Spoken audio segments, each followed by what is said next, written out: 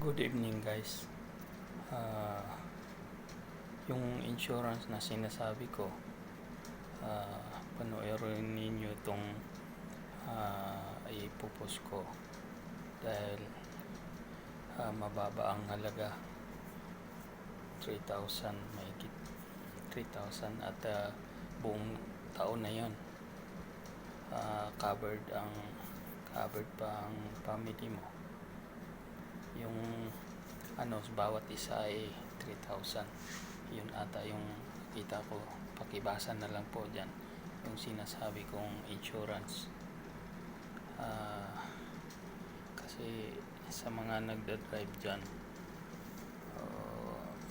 motor man, malaking sasakyan o maliit, ay dapat may insurance.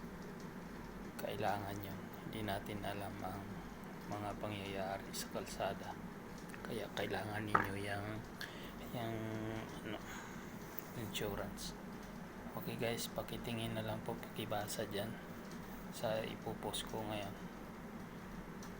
Okay, bye bye, God bless. Maghaw lang po kayo sa mag-message dyan at maghaw kayo para maipaliwanag namin sa inyo kung paano. Okay, bye bye.